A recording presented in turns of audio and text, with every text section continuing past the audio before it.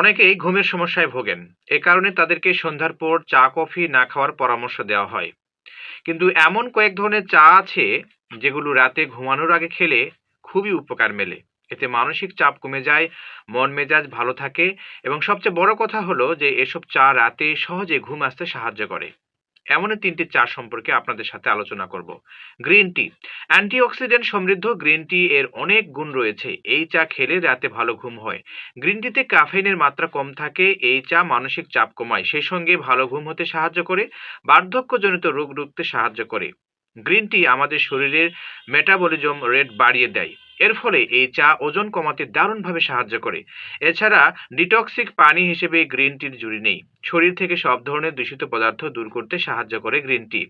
এর পাশাপাশি green tea খেলে ত্বক এবং চুলের স্বাস্থ্যও ভালো থাকে। এরপর রয়েছে কামেলাইন টি।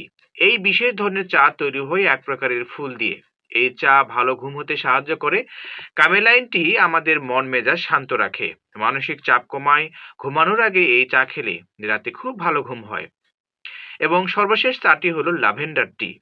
রাতে ঘুমানোর আগে বিশেষ এই চা খেলেও ভালোভাবে ঘুম আসতে সাহায্য করে। অ্যাংজাইটি বা উদ্বেগ কমাতে দারুণ কাজ করে এই চাটি। এই চা খেলে সহজে ঘুম আসে, তবে রাতে ঘুমানোর আগে সামান্য পরিমাণে এই চা খাওয়া উচিত। নিয়মিত না খেলেই ভালো।